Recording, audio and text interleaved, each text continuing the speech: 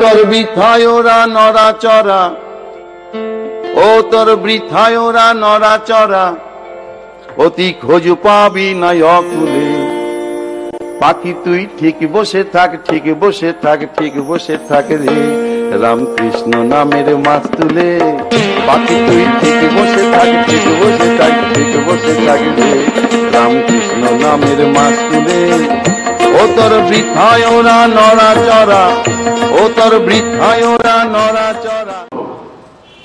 আমরা দেখতে পাচ্ছি জাগতিক সেই ঘটনাটাকে যদি একটু স্মরণ করি, তাহলে দেখবো সেদিনে আগের দিন ঠাকুর উঠতেই পারছে না, কাস্তে কাস্তে গলা দিয়ে উচ রক্ত বেরোচ্ছে, মানুষটা সম্বন্ধে সবাই মন মরা। কিন্তু 1 তারিখ বছরের প্রথম দিন বিকেল 3টের সময় তিনি সিঁড়ি দিয়ে সেজে গুঁজে তত্তর করে নেমে এলেন। দেখে এতটুকু মনে হবে না যে কালকে তার কি অবস্থা ছিল। তা ভগবান চাইলে যে কোনো জিনিসকে পট পরিবর্তন করে দিতে পারে, এও একটা তার প্রকাশ। ভগবান নেমে এলেন, নেমে সেই কল্পতরুর দিনটি কেন তাৎপর্যময়, সেদিনকে সেই বাগানে যারা ছিলেন তারা কোনো সন্ন্যাসী সন্তান ছিলেন না, সব সংসারী। তাদের মুখ্য প্রতিনিধি ছিলেন গিরিশচন্দ্র ঘোষ, যাকে তিনি কৃপা করলেন, কোথা থেকে কোথায় তুললেন। আমি আমার আগের প্রসঙ্গেও বলেছি সেই ঘটনা উল্লেখ করে, যে যখন ভগবান শ্রীরামকৃষ্ণের প্রসঙ্গ হতো, যদি ভুল করেও গিরিশ ঘোষ সেই প্রসঙ্গের মাঝখানে থাকতেন, তিনি রেগে যেতেন। তিনি রেগে গিয়ে বলতেন, তোমরা ঠাকুরকে কতটুকু জানো, বলেই তিনি বলতেন, আমাকে দেখো। আর তার চোখ দিয়ে জল পড়ত, আর বলতেন, কি ছিলাম আর কি করে দিলেন। এই যে ভগবান একটি মানুষকে আমূল পরিবর্তন করে দিচ্ছে, এইটি কল্পতরুর প্রক্রিয়া। আমাদের মধ্যে খারাপ ভালো সব কিছুই আছে। কল্পতরু সম্বন্ধে পুরাণের গল্পে যেটা আমরা পাই, যে একটি গাছ কল্পনা বৃক্ষ, সেখানে আমরা যা চাইব সেটাই পাবো। সেখানে যদি কেউ খারাপ কিছু চেয়ে বসে, সে খারাপটাই পাবে। কিন্তু ভগবান শ্রীরামকৃষ্ণ কি প্রকারের কল্পতরু? আপনি যদি খারাপ কিছু চান, তাহলে দেখবেন সেটা ভালো হয়ে আপনার কাছে ফিরে আসছে, যে ফিল্টারিং করে দেওয়া। শ্রীরামকৃষ্ণের ম্যাজিক হচ্ছে এইখানে। সংসারী মানুষদের জ্বালা যন্ত্রণার জীবন থেকে কিভাবে মুক্তি পাবে, তার নো-হাউ, তার সুলুক সন্ধান ভগবান দিচ্ছেন।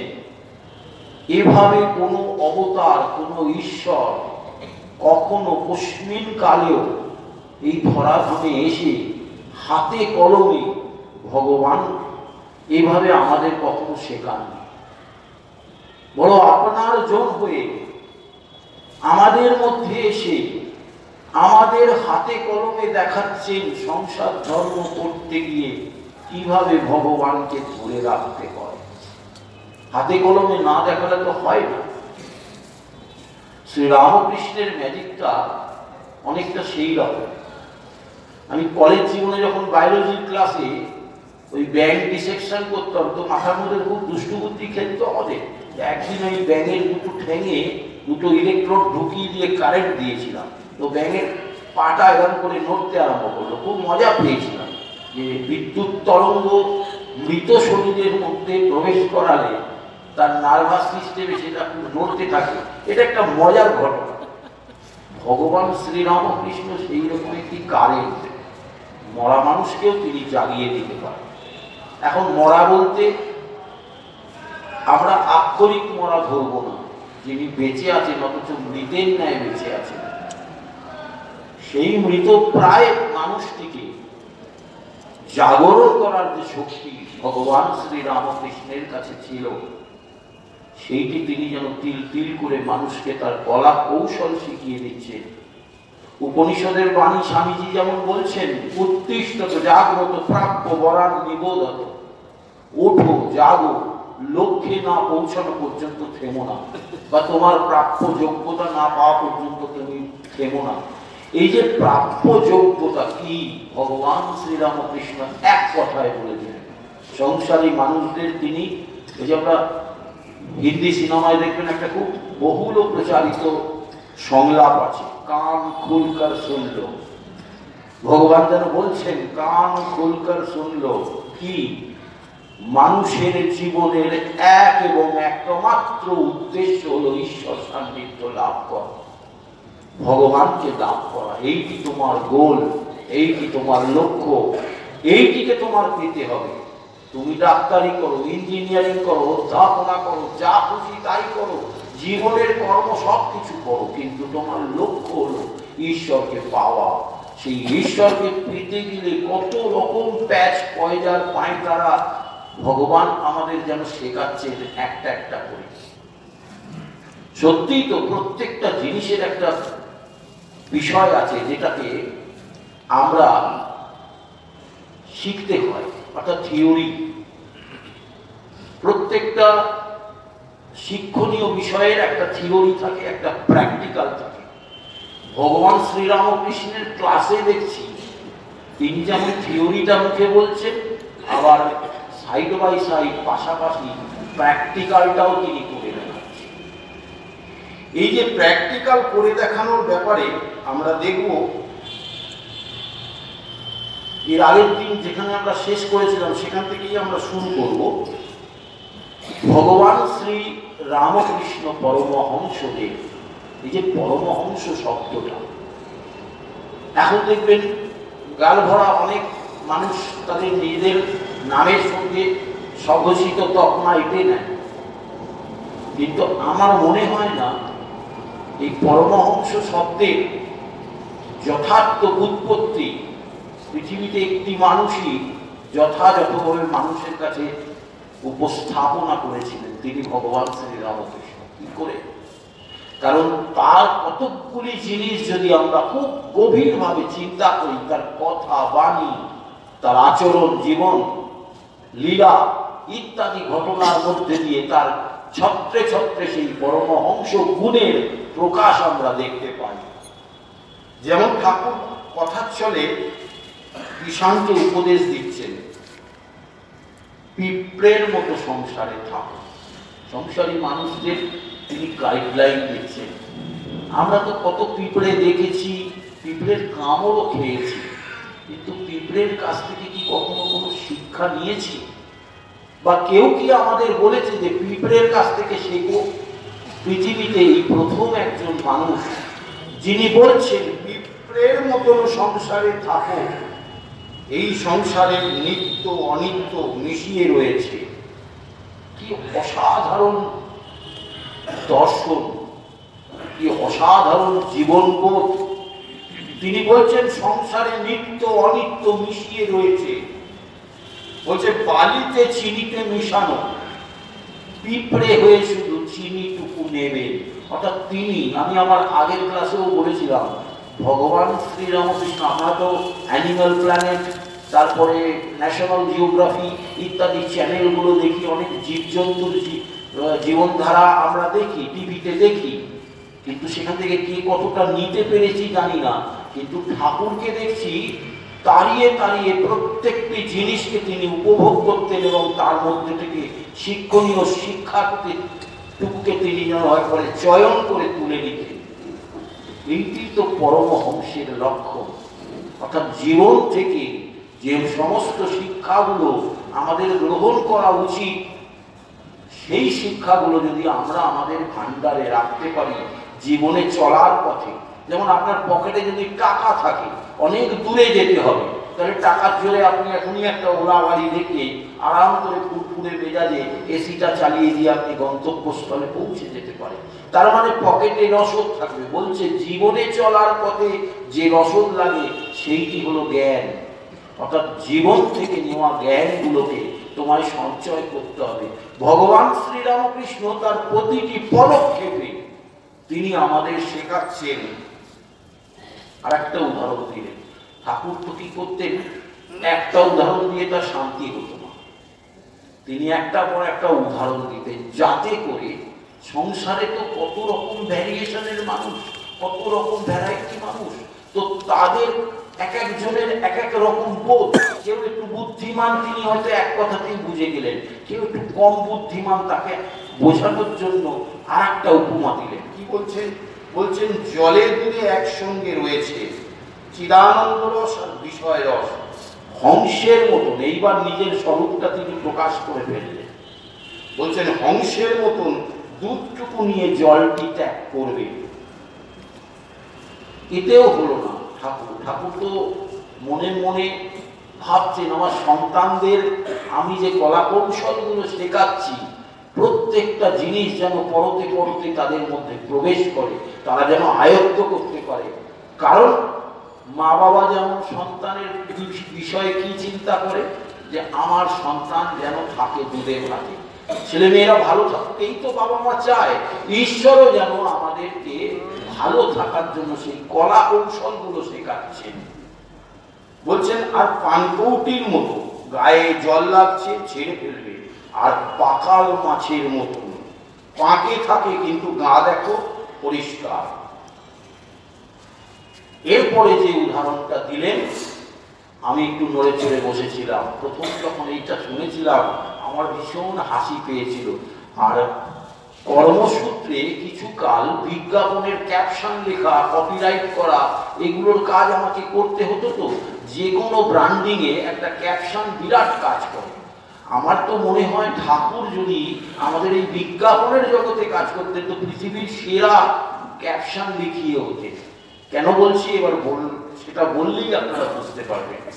নড়ে চড়ে বসার মতন কথাটা তিনি বললেন। বলছেন গোলমালে মাল আছে, গোলটি ছেড়ে মালটি নেবে। আমরা কলেজ লাইফ এটা যখন পড়তাম আর হাসতাম যে ঠাকুর কত রসিক মানুষ, কত হাসির ছলে, কত মজা করে জীবনের সারকে চয়ন করার কি অনুপম শিক্ষাটা কত সহজ করে মানুষকে তিনি বুঝিয়ে দিলেন। সংসার তো গোলমালের ডামাডোলের জায়গা। বলছি এর মধ্যে মাল আছে, গোলটি ছাড়বে, যেটা গন্ডগোলের জিনিস সেগুলো ত্যাগ করো, আর মালটি নিয়ে নাও, অর্থাৎ তোমার যেটা শিক্ষণীয়। দেখুন হাঁসের যে প্রকাশ তিনি করলেন, হাঁসকে আমরা যদি ভালো করে পর্যবেক্ষণ করি, হাঁস দেখবেন কাদার মধ্যে যায়, কত কত কত কত কত কত করে খেয়ে যাচ্ছে, কি খাচ্ছে কে জানে। আমরা দেখছি কাদার মধ্যে ওই রকম করছে, কিন্তু হাঁসের ভেতরে কিন্তু কোনো খারাপ জিনিস যায় না, বা হাঁসের গায়ে কখনো কোনো পাক লাগে না। যেমন পদ্ম পাতায় জল লাগে না, জল ধরে না, ছিটকে যায়। বলছে এইরকম নির্লিপ্ত থাকতে হবে তোমাকে সংসারে। তুমি খারাপের মধ্যে থাকো, আমাদের অনেক জায়গায় তো থাকে। এই নির্লিপ্ত থাকার গল্প যখনই মাথায় আসে, একজনের কথা সত্যিই মনে হয়। তিনি রামকৃষ্ণ মঠ মিশনের প্রতিষ্ঠাতা সাধারণ সম্পাদক স্বরূপ মহারাজ স্বামী সারদানন্দজি।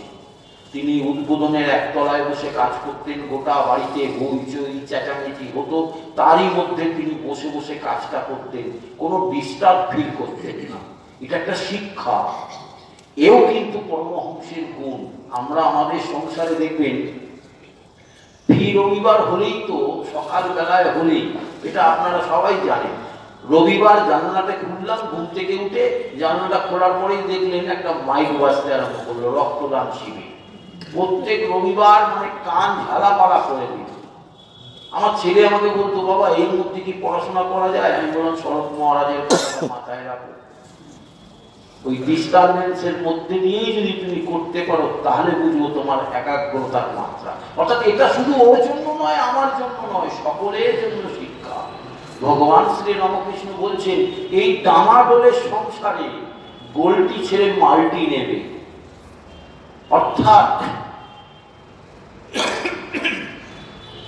অর্জুনের মতো হও, যে ডালপালা পাতা পোতা এসব দেখতে হবে না, তুমি শুধু পাখির চোখটা দেখো।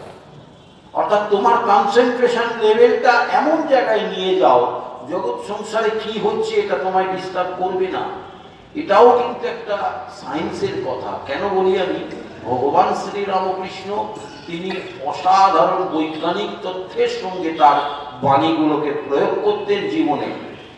এই জায়গাগুলো আমরা অবাক হয়ে যাই যখন খুব ভালো করে চিন্তা করতে হয়, অনুধ্যান করবেন, বাড়িতে গিয়ে এই বাণীগুলোকে বারবার পাঠ করবেন আর অন্তর দিয়ে ভাববেন, দেখবেন আপনার ভেতরেও তো সেই জাগরণ আছে। আপনি নিজে নিজেই বুঝতে পারবেন যে ভগবানের কি কৃপা, ভগবান আপনাকে দিয়েই সেই বোধোদয় করাচ্ছেন, তার বাণীর নতুন নতুন ভাবনার রূপগুলো আপনি বুঝতে সক্ষম হবেন। তার কৃপাতেই তিনি আপনাকে দিয়ে ভাবিয়ে দেবেন। আমি বলছি বলে নয়, প্রত্যেকটা মানুষের মধ্যে সেই বোধ শক্তি রয়েছে, তার কৃপাতে জাগরিত হলেই তিনি ভগবানকে ঠিক ঠিক বুঝতে পারেন। তাই বলছেন যে চয়েস অফ পারফেকশন। দেখুন এই পারফেকশন শব্দটা কেন বলছি, পরমহংস গুণের সঙ্গে এই পারফেকশন শব্দটা ভীষণ অঙ্গাঙ্গিভাবে জড়িত। পারফেকশন, স্বামীজি শিক্ষার সংজ্ঞায় কি বলছেন, education is the manifestation of perfection. আমাদের সংসারে দেখবেন প্রচুর এডুকেটেড ম্যান আছে, পিএইচডি, মাস্টার ডিগ্রি, অনেক বড় বড় ডিগ্রিধারী মানুষ আছেন, কিন্তু সেই মানুষগুলো কি করছেন, তাদের জীবনে কোনো পারফেকশন নেই। কিরকম, মা বাবাকে নিয়ে গিয়ে হাওড়া স্টেশনে বসিয়ে দিয়ে কেটে পড়ছে, যে বুড়ো এখন বোঝা হয়ে গেছে, বুড়ি এখন বোঝা হয়ে গেছে। বলতে পারেন এই শিক্ষার কি এই পারফেকশন হওয়া উচিত? একটা মানুষ যদি পড়াশোনা করে সেই সর্বোচ্চ শিখরে ওঠে, যদি তার বিবেকটাই না জাগলো, অন্তঃকরণ যদি জাগরিত না হলো, তাহলে ওই পুঁথিগত কতগুলো কাগজ নিয়ে কি হবে? ভগবান শ্রীরামকৃষ্ণ বলছেন যে দেখো, ডুব দাও, ঈশ্বরকে ভালোবাসতে শেখো, তার প্রেমে মগ্ন হও। দেখো তোমাদের উপাসনা শুনেছি, ব্রাহ্ম সমাজ সম্বন্ধে এবং ঈশ্বরীয় ঐশ্বর্য বর্ণনা সম্বন্ধে ব্রাহ্ম ভক্ত সঙ্গে ঠাকুর আলোচনা করছেন। বলছেন কিন্তু তোমাদের ব্রাহ্ম সমাজে ঈশ্বরের অত ঐশ্বর্য, অত বর্ণনা করো কেন?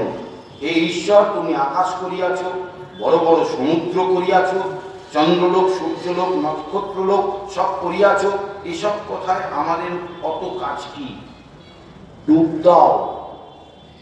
ভগবানের সেই চিরাচরিত এক বিখ্যাত গান মনে পড়ে গেল, ডুব ডুব ডুব রূপ সাগরে আমার মন, তলাতল পাতাল খুঁজলে পাবি রে প্রেম রত্নধন।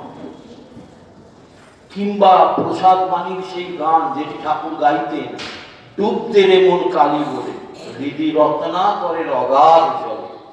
জীবন সমুদ্র এর মধ্যে থেকে ডুব দিয়ে তিনি বলছেন সেই রত্ন তুলে আনার কথা। ঈশ্বর তত্ত্ব, ঈশ্বর উপলব্ধি যতক্ষণ না জাগছে, একটি মানুষ কখনো ভগবানকে ঠিক ঠিক বুঝতে পারে না। সব লোক বাবুর বাগান দেখেই অবাক, কেমন গাছ, কেমন ফুল, কেমন ঝিল, কেমন বৈঠকখানা, কেমন তার ভিতর ছবি, এই সব দেখেই অবাক। কিন্তু কই বাগানের মালিক যে বাবু, তাকে খুঁজে কজন? বাবুকে খোঁজে দুই একজন। ঈশ্বরকে ব্যাকুল হয়ে খুঁজলে তাকে দর্শন হয়, তার সঙ্গে আলাপ হয়, কথা হয়। এই যেমন আমি তোমাদের সঙ্গে কথা কইছি বলেই তিনি যে কথাটি বললেন সেটা বোল্ড করে দেওয়া আছে কথাগুলিতে। সত্য বলছি দর্শন হয়। ভগবান মাঝে মাঝে নিজেকে ভাবাবেগে ধরা দিয়ে দেয়। বলছেন এই যেমন আমি তোমাদের সঙ্গে কথা করছি, সত্য বলছি, দর্শন হয়। অর্থাৎ আমাদের মনে সন্দেহ আছে। স্বামীজি গান লিখছেন না যে সংশয় রূপী না রাক্ষসকে তিনি নাশ করেন, ইয়ামি গুরুম শরণম ভব বৈদ্য। এই যে সংশয় রূপী রাক্ষসকে তিনি নাশ করেন। আমাদের মনে অনেক সংশয় আছে, কি জানি বাবা ওনার মধ্যে কি ভাব আছে, উনি কি সত্যি ঠাকুর? কলকাতার মানুষ তো তাকে সহজে প্রথমে নেননি, সংশয়। তাই বলছেন তাদের জন্য, বলছেন সত্য বলছি দর্শন হয় বলেই আবার আক্ষেপ করছেন, সেটাও কোটে। এ কথা কারেই বা বলছি, কে বা বিশ্বাস করে? অর্থাৎ তিনি জানেন মানুষ সহজে বিশ্বাস করবেন না।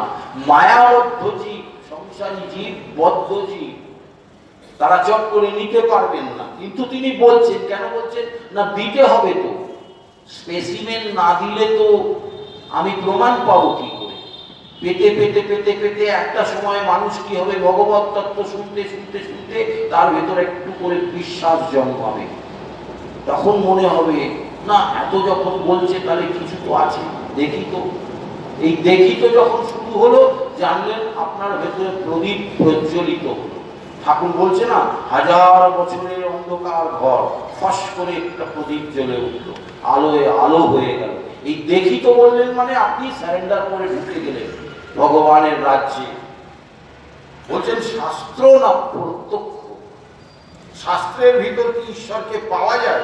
শাস্ত্র পড়ে হদ্দ অস্থি মাত্র বোধ হয়, কিন্তু নিজে ডুব না দিলে ঈশ্বর দেখা দেন না।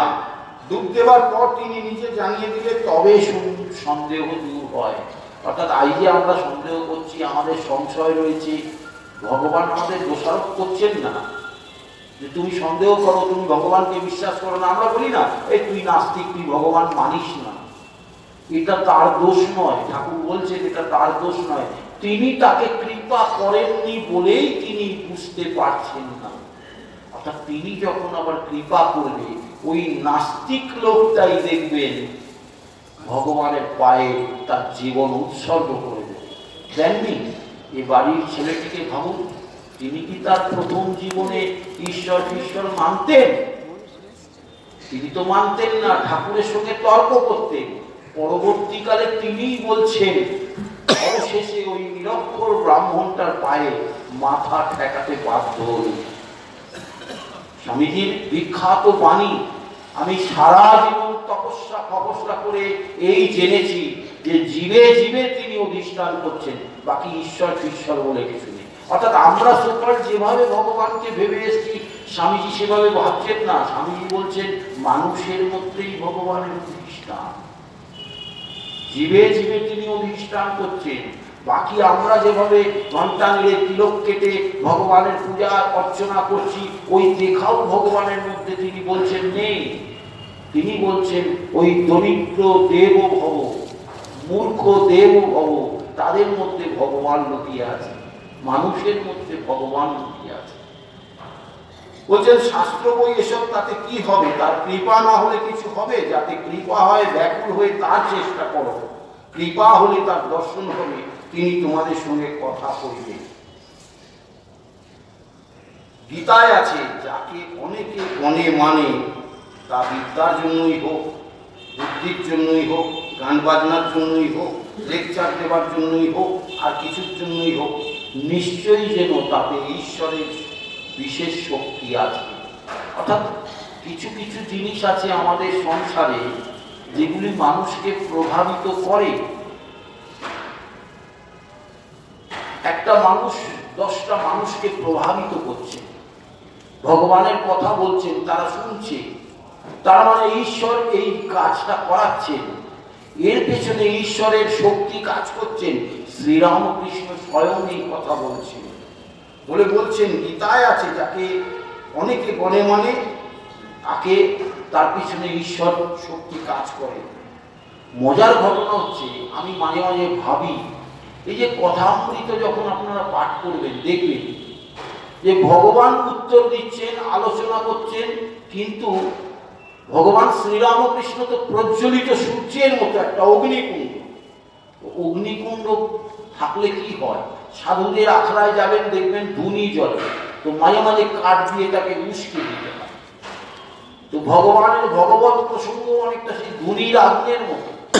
তাকে উস্কে দেওয়ার জন্য ভগবানের পার্শ্বদরাও কিন্তু তার সঙ্গে পৃথিবীতে এসেছেন। তো তারা ভগবত প্রসঙ্গ ঈশ্বরের সঙ্গে করছেন, তারা মাঝে মাঝে প্রশ্ন দিয়ে উস্কে দিচ্ছেন। বলছেন সদরবালা বলছেন, মহাশয় সংসার কি ত্যাগ করতে হবে? এটা খুব আমাদের মনের কথা। আমরা ভাবি যে যদি ঠাকুর বেশি করি তাহলে তো চাকরিটা গেল, যদি বেশি ভগবানকে নিয়ে থাকি তাহলে তো কাজকর্ম সব মাথায় উঠবে।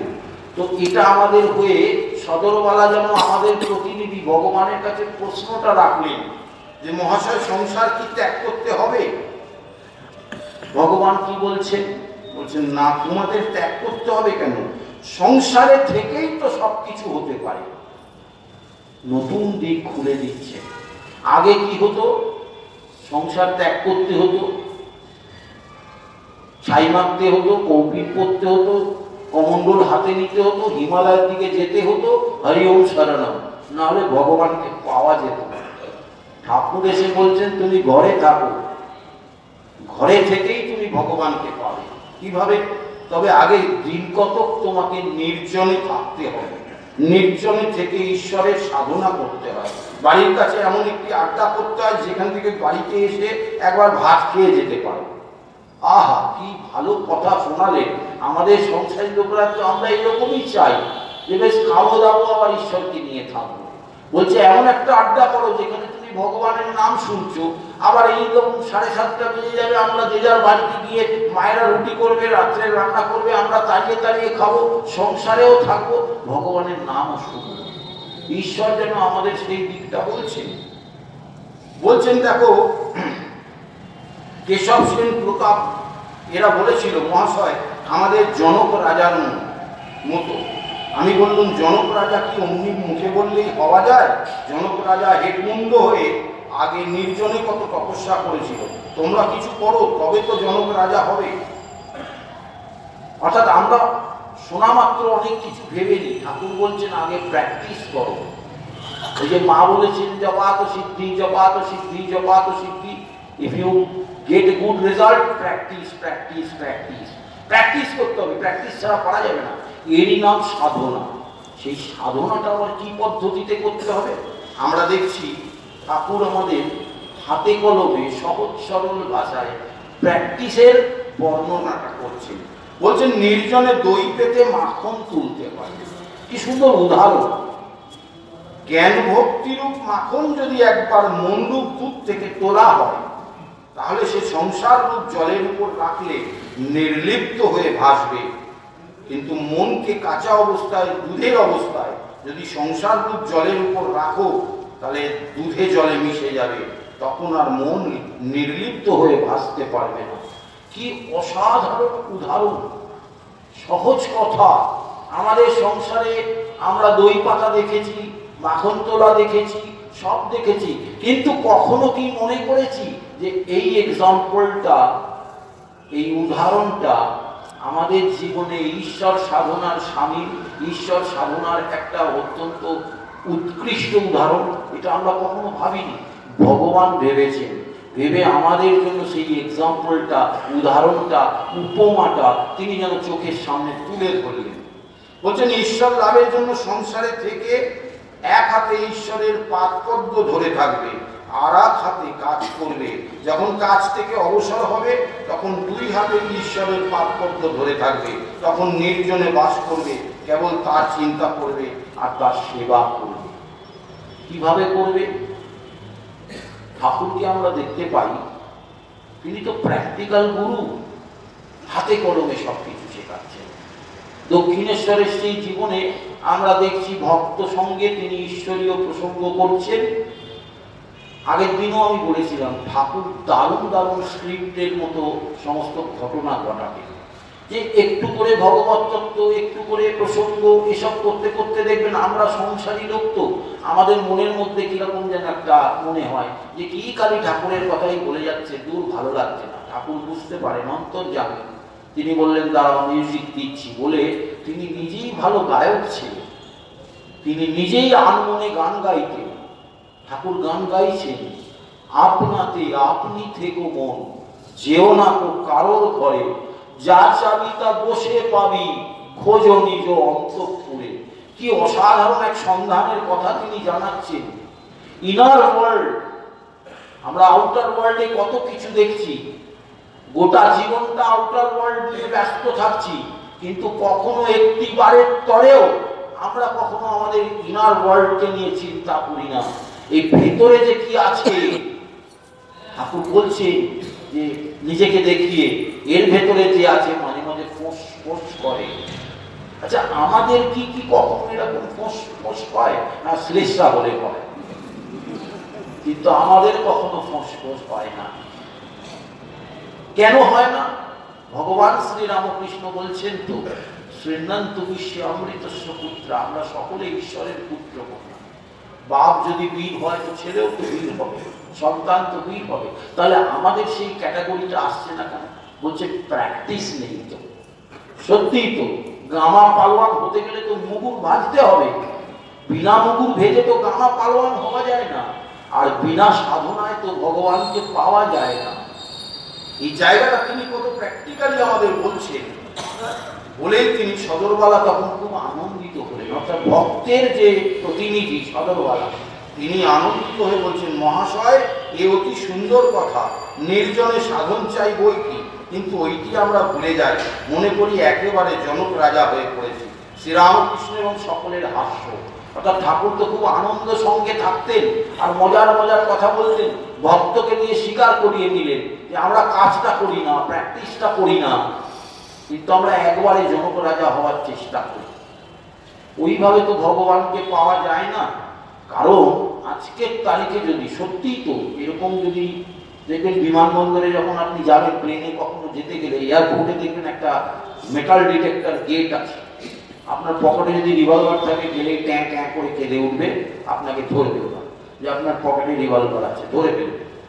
এরকম যদি একটা যন্ত্র থাকতো যে ভগবানের দরজায় আমি ঢুকছি আর কে ভগবানের কাছে কি চাইছে সব যেন প্রিন্ট আউট বেরিয়ে আসছে, বলুন তো কি বিপদ হতো।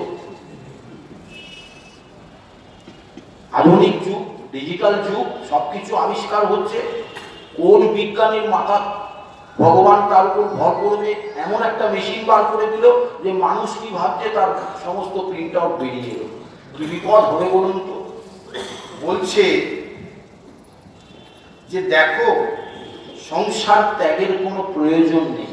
এই যে তোমরা মনে মনে ভাবছো, মনে এক কথা মুখে এক কথা, তাই জন্যই তো ভগবান কি করলেন, ব্যালান্স করে দিলেন, মন আর মুখ এক করো। ভীষণ কঠিন সাধনা। পৃথিবীতে বোধহয় আজকের তারিখে সবচেয়ে কঠিন কাজ হচ্ছে মন আর মুখকে এক করা। ভগবান বলছেন এই কঠিন কাজটা যদি করতে পারো, ঈশ্বর তোমার কাছে দৌড়ে এসে ধরা দেবে। সেই মানুষের কাছে নারায়ণ ধরা দিয়েছিলেন না, নারদের কত অহংকার ছিল, আমি সব সময় নারায়ণ নারায়ণ করি, বলে ও তো করো, তাতে কি হইল, কোনো কাজ তো করো, চাকরি বাকরি তো করো। আর দেখো ওই চাষিটা, সে দিনান্তে পরিশ্রম করছে, আর দিনান্তে দিনের শুরুতে আর একদম দিনের শেষে গিয়ে আমাকে স্মরণ করছে। এই তো যথার্থ মানুষ। বলছে সংসারে থেকে তোমাদের ত্যাগ করতে হবে কেন, যে কালে যুদ্ধ করতে হবে, কেল্লা থেকে যুদ্ধ করাই ভালো। কেল্লা মানে সংসারটাকে তিনি কেল্লা বলছেন, বলছেন তুমি তোমার ফোর্টে থেকে লড়াই করো। কেল্লা থেকে যুদ্ধ করলে কি হয়, নিরাপদ আশ্রয়ে থেকে যুদ্ধ করা যায়। যুদ্ধটা কিভাবে করতে হবে, বলছে ইন্দ্রিয়ের সঙ্গে যুদ্ধ করতে হবে, খিদে তৃষ্ণা এসবের সঙ্গে যুদ্ধ করতে হবে। সংসারে থেকেই এইসব যুদ্ধ করা ভালো। কলিতে অন্নগত প্রাণ, হয়তো খেতেই পেলে না, তখন বিশ্বাস বিশ্বাস সব ঘুরে যাবে। ঠিকই তো, একটা লোকের যদি চাকরি না জোটে, তাকে যদি গিয়ে আমি কানের ধারে বলি, জানো তো ভগবানের নাম নেওয়া ভালো, হাতের কাছে মোটা লাঠি পেলে আমায় তো পিটিয়ে শেষ করে দেবে, কারণ তার পেটে তো খিদে আছে। ভগবান বলছেন নরেন খালি পেটে ধর্ম হয় না। তাহলে তোমাকে কর্ম করতে হবে, সাধনা করতে হবে, জীবনকে একটা ছন্দে নিয়ে আসতে হবে। সেই ছন্দের মধ্যে তুমি মূল ছন্দটা হারিয়ে ফেলো না, যে ভগবানের সঙ্গে তোমার যে মূল সম্পর্কটা রয়েছে, সেই সম্পর্কটাকে তুমি কখনো ছিন্ন করে দিও। তুমি যদি ভগবানের সঙ্গে সম্পর্কটা স্থাপন করে রাখতে পারো, রিলেশনটা মেনটেন করে যেতে পারো, তাহলে তোমার জীবনে আর কোনো ভয় থাকবে না। বলে ঠাকুর আবার একটা উদাহরণ দিচ্ছে।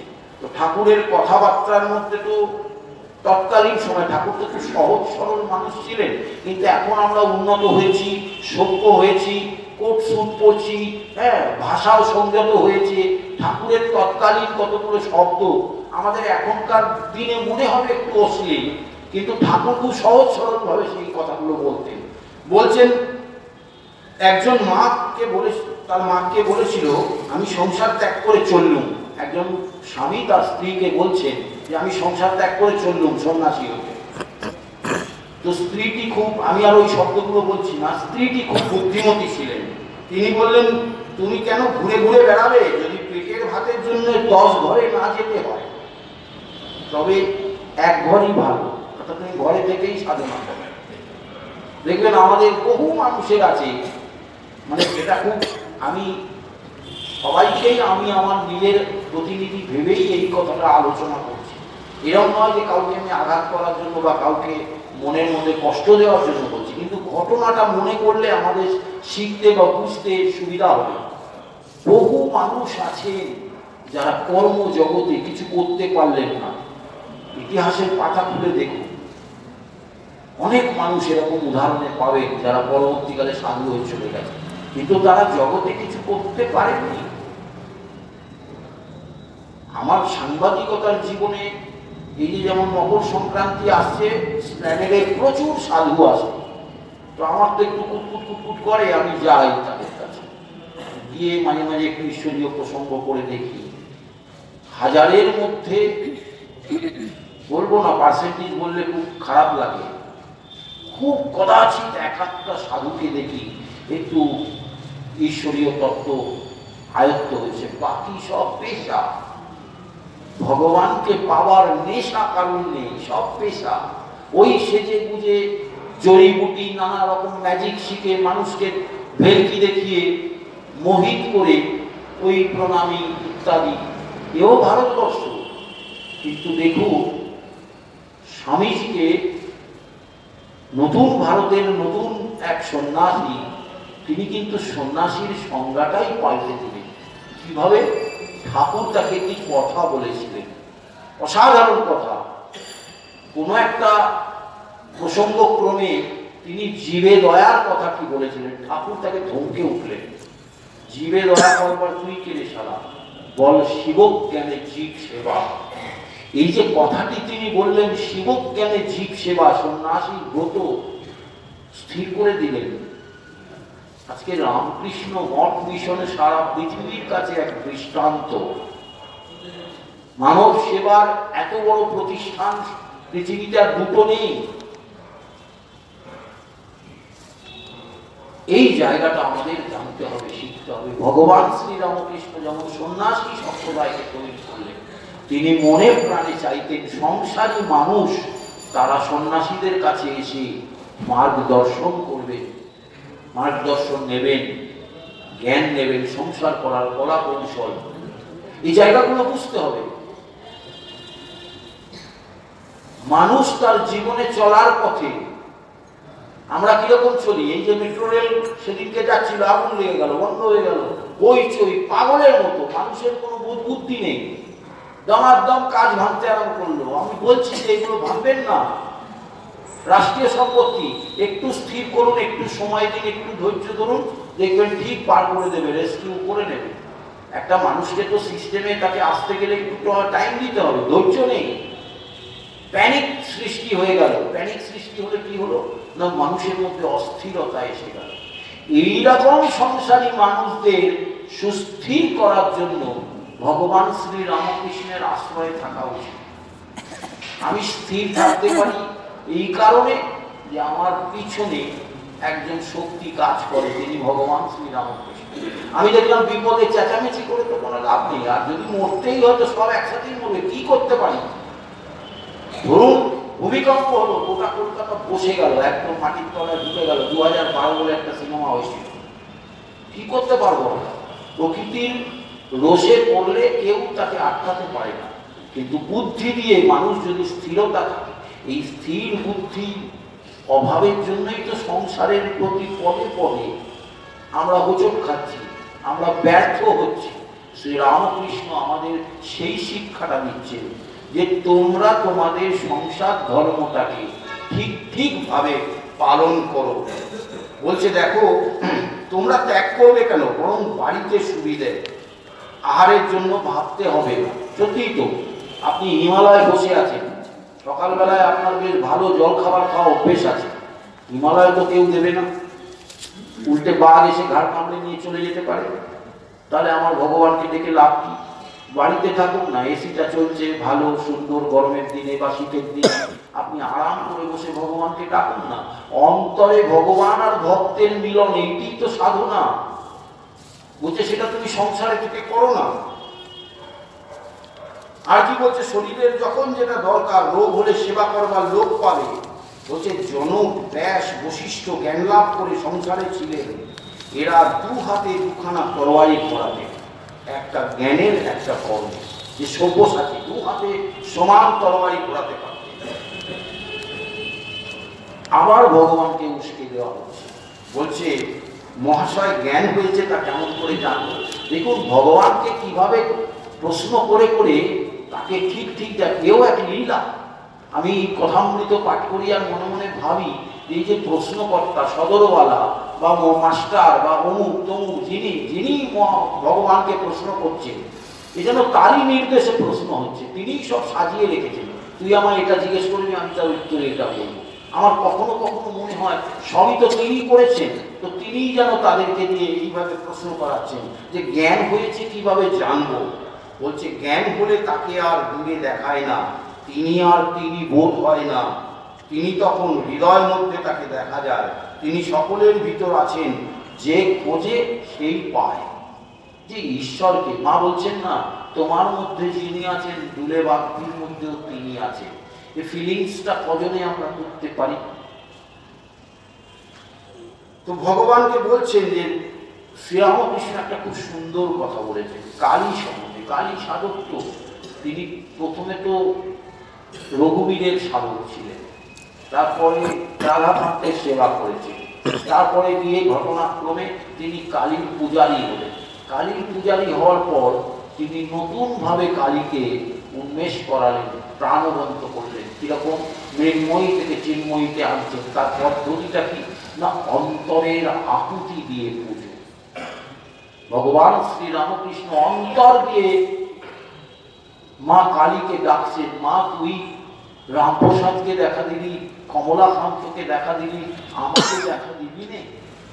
এটা কি কোনো পুরোহিত দর্পণের মন্ত্রের বইয়ে কোথাও লেখা আছে এই ডায়লগ, এই সংলাপ? ভগবান শ্রীরামকৃষ্ণ তার নিজের মতো করে মাকে তিনি বলছেন, আকুতি জানাচ্ছেন যে তুমি তাদের দেখা দিলে আমি কি করেছি, আমায় দেখা দাও। পরের ঘটনা আমরা জানি, তিনি নিজের গলা কাটতে গিয়েছিলেন, মা তার হাত ধরেছিলেন, মা তাকে দেখা দিয়েছিলেন। এই যে সমস্ত কিছু উপলব্ধি করার পর, এক্সপিরিয়েন্স গ্যাদার করার পর ভগবান আমাদেরকে স্টেটমেন্ট দিচ্ছেন। কি স্টেটমেন্ট? মারাত্মক স্টেটমেন্ট। বলছেন কালী দূরে আছে তাই কালো, কাছে এলে আলো। তার মানে আমরা যে কালীর কালো রং দেখি, এটা আমাদের জ্ঞানের অন্ধকার থেকে আমরা তাকে কালো বুঝি। অর্থাৎ কালীকে জ্ঞান তো আমরা উপলব্ধি করতে পারিনি।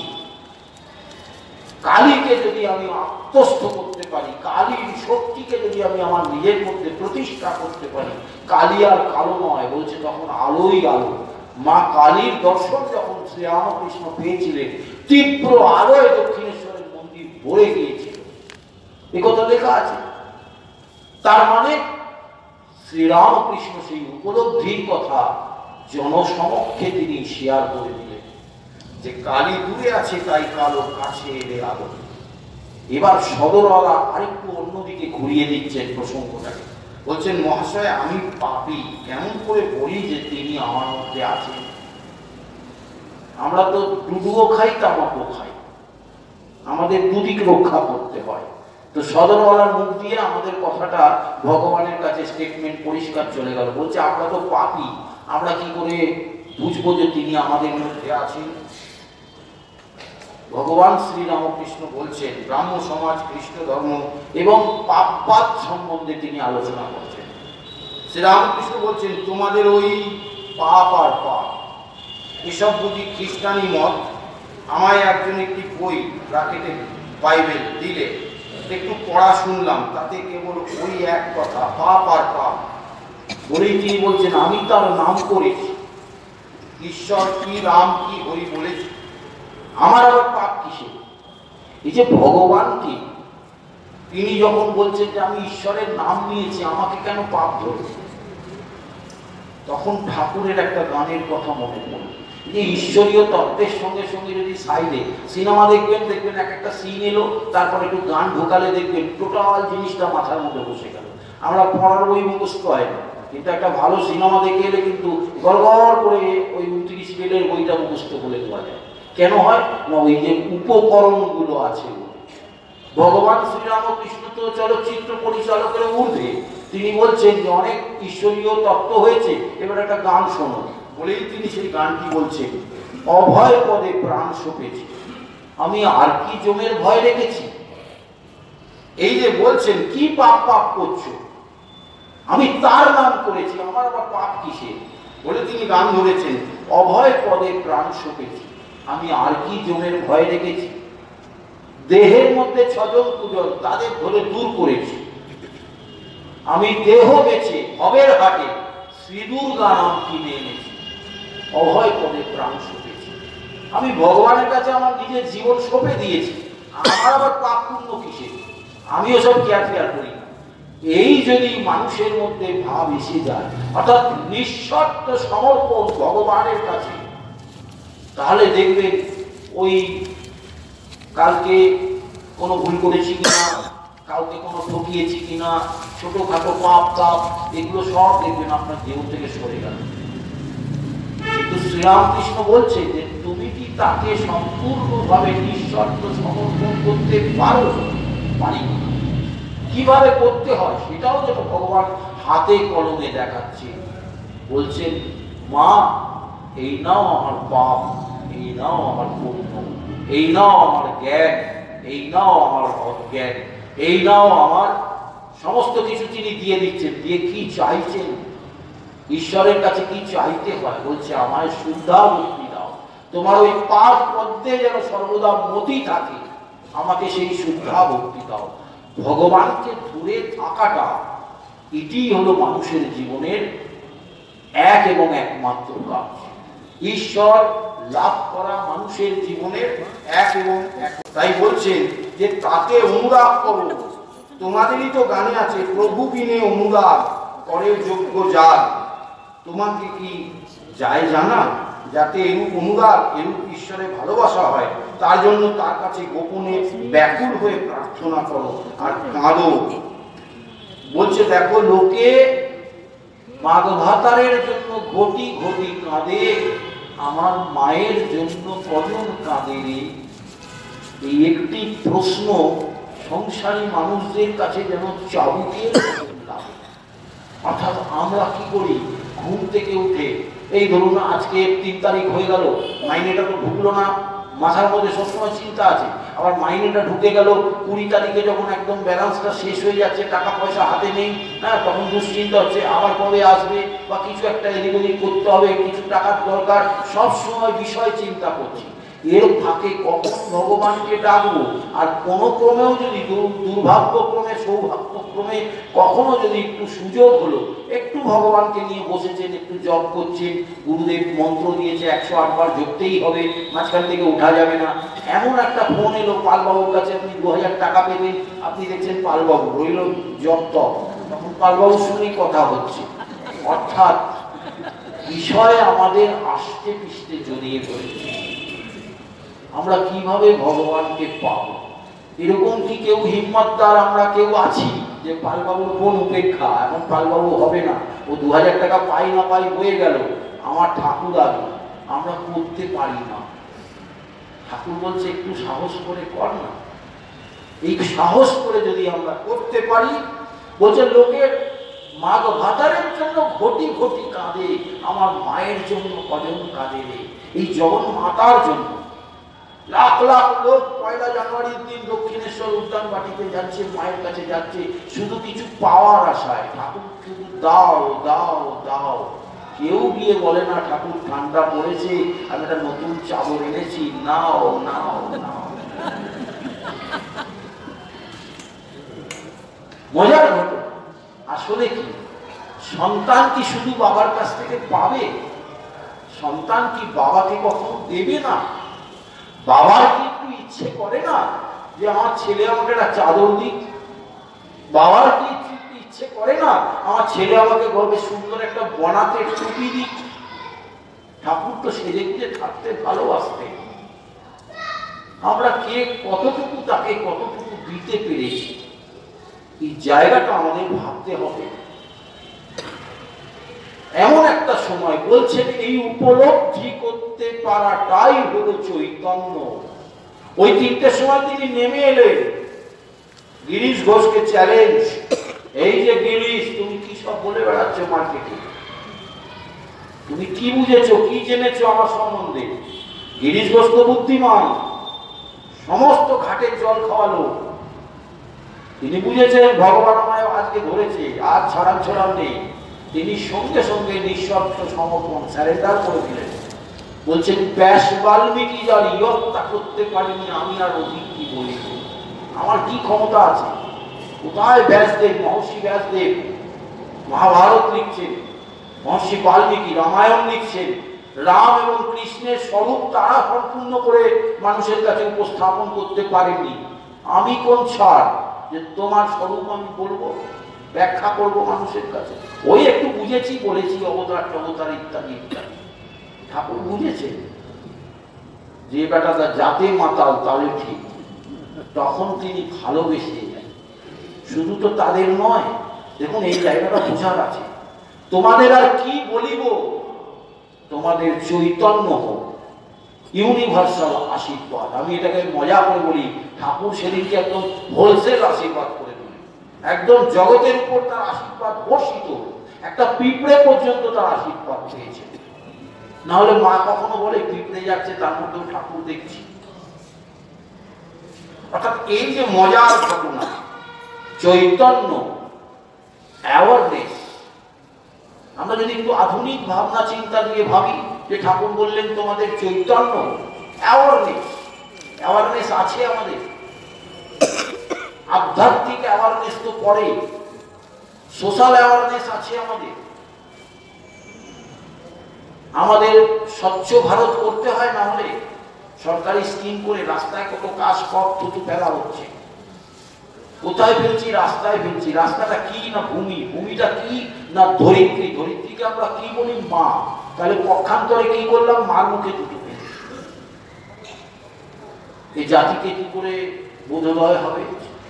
ভগবান তাহলে আক্ষেপ করে বললেন তোমাদের চৈতন্য হোক, অর্থাৎ কাল থেকে ফেরো না, নিজের রাস্তা নিজে পরিষ্কার রাখো।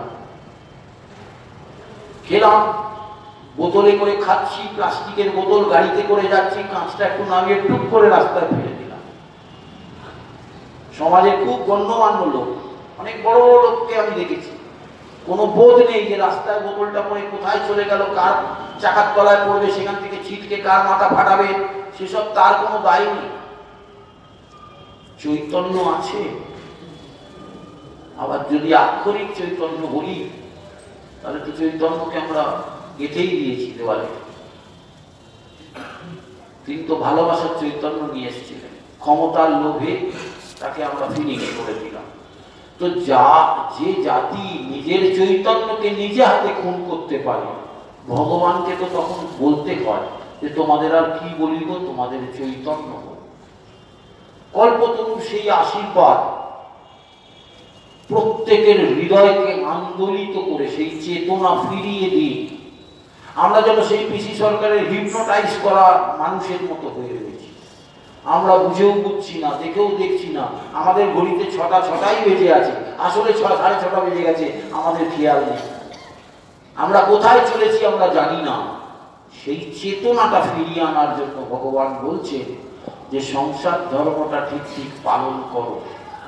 অ্যাওয়ারনেসটা থাকলে তুমি তোমার সংসারটাকে সুন্দর করে পালন করতে পারবে।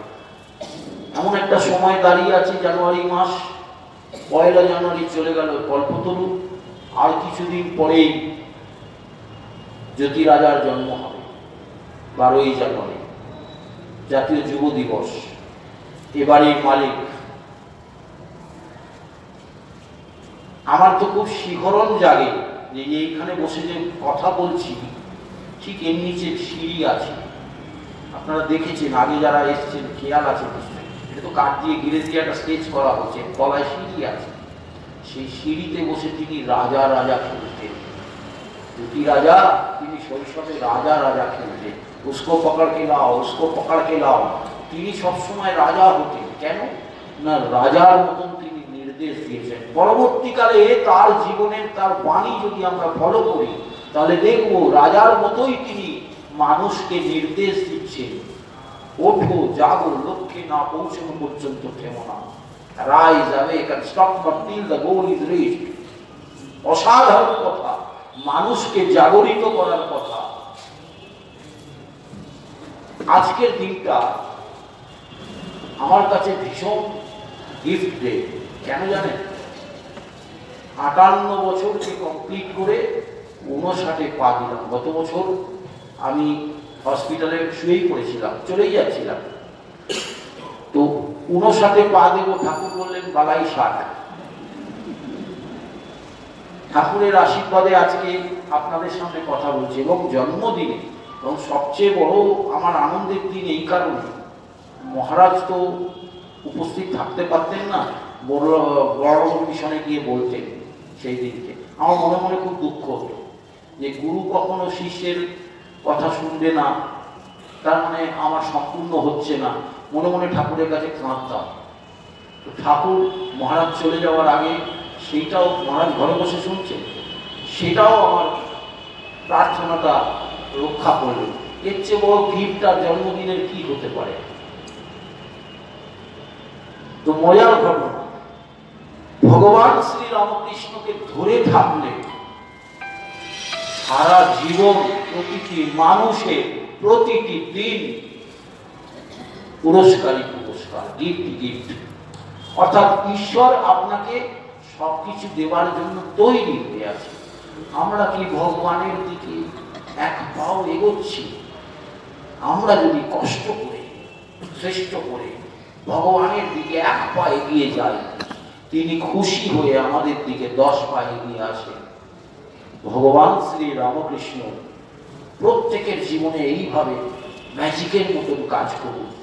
প্রত্যেকের জীবনে 365 দিন 24 ঘন্টা ওই আনন্দময় গিফটে ভরিয়ে দিন। ঠাকুরের পায়ে সেই প্রার্থনা করব, আপনারা প্রত্যেকে ভালো থাকুন, সুন্দর থাকুন। সর্বে ভবন্তু সুখিনঃ, সর্বে সন্তু নিরাময়া, সর্বে ভদ্রাণি পশ্যন্তু, মা কশ্চিৎ দুঃখভাগ্ ভবেৎ। ওম শান্তি শান্তি শান্তি। हरि ओम तत्सत्।